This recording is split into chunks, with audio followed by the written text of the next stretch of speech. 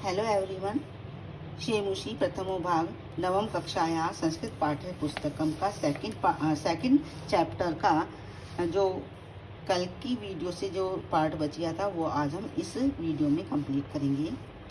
इति उक्त्वा काकः कक्षा अभ्यंतरम त्रिश मंजूषा निस्सार्य ताम प्रत्यय अवदत्। ऐसा कहकर कोवा कक्षा एक मतलब कमरे के अंदर गया, तीन मंजूषा तीन संदूक निस्सार्य निकालकर ताम उस कन्या से अप्रत्यावदत् बोला। बालिके हे बालिका, यद इच्छया ग्रहण, जो तुम्हारी इच्छा हो उसको ग्रहण करो। मंजूषा साम एकाम, इन जो संदूक हैं इन संदूकों में से जो तुम्हारी इच्छा है वो संदूक ग्रहण करो। लघुताम मंजूषा प्रज्ञा, छोटा संदूक ग्रहण करके, मंजूषा कहते संदूक ग्रहण करके बालिका कथितम, बालिका ने कहा यत एव मद इयत तंडुलान मूल्यम, ये छोटी सी संदूक ही मेरे चावलों की कीमत है। गृहम आगत्य तया मंजूषा समुद्घाटित है, घर आकर उसके द्वारा संदूक को खोला गया। तस्या महाहारणी हीरकाणी विलोक्य, बड़े उसने बहुत मूल्यवान हीरो को देखकर सा प्रहिसिता, उस संदूक में क्या निकला, बेशकीमती हीरे निकले, जिनको देखकर वह खुश हुई। तद उद्दनिका च संजाता, और वह बहुत ज्यादा उसी दिन से जो है अमीर हो गई। तस्मिन एव ग्रामे, उसी गांव में एका अपरा लुब्धा वृद्धा निवसत, दूसरी एक वृद्ध स्त्री रहती थी जो लुब्धा कहते लालची थी। तस्या अपनी एका पुत्री आसीत, उसकी भी एक पुत्री थी।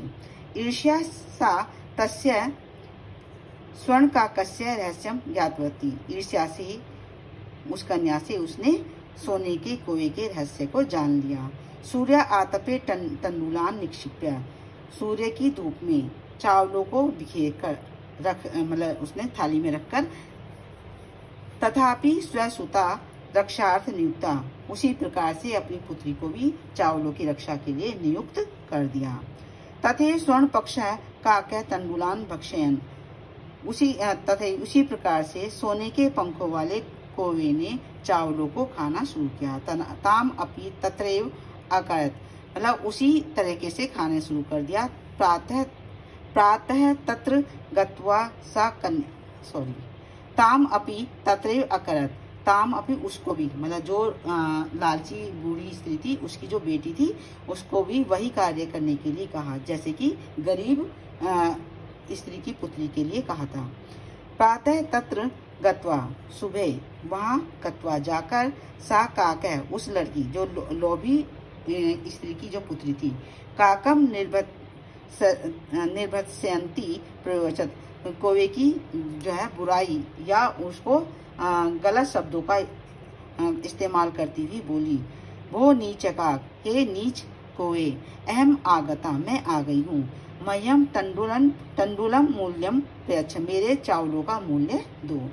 काको अब्रवीत, कौवे ने कहा अहम त्वकृत्य सोपानम अवतरयामि, मैं तुम्हारे लिए सीढ़ी उतारता हूँ। तत्कथया स्वर्णमय रजतमय ताम्रमय वा, और उसी प्रकार उस कन्या से भी कहा कि सोने की, चांदी की या फिर तांबे की सीढ़ी उतारूं। गर्वितया बालिकाया प्रयुक्तम, वह घमंडी लड़की बोली।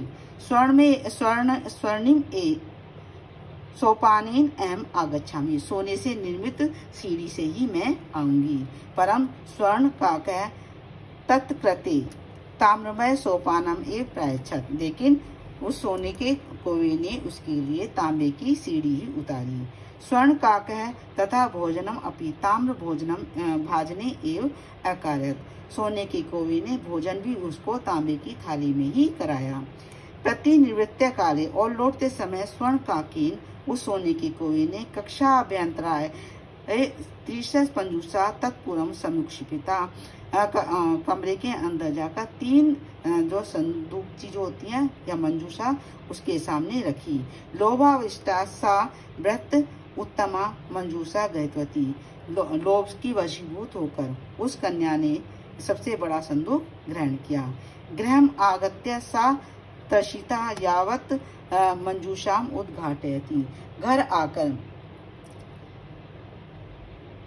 तर्षिता व्याकुल, वह व्याकुल लड़की ने जब मंजूषा को यानी कि संदूक को खोला, तावत तस्या भीषणम कृष्ण सर्पो विलोकिता, तो उसने संदूक में क्या देखा? एक भयंकर काला सांप। लुब्धया बालिका लोभस्य फलम प्राप्त, उस लालची बालिका का लोभ का फल उसको मिल गया। तदंतरम सा लोभम परित्यज्य, तब से उसने लोभ यानी के लालच छोड़ दिया। तो ये चैप्टर हमारा कंप्लीट हो गया है और नेक्स्ट वीडियो में जो इसका बुक वर्क है वो मैं कंप्लीट कराऊंगी। तो आज के लिए इतना ही काफ़ी है। मैं प्लीज़ मेरी वीडियो को लाइक कीजिए, शेयर कीजिए, सब्सक्राइब कीजिए। बहुत बहुत धन्यवाद।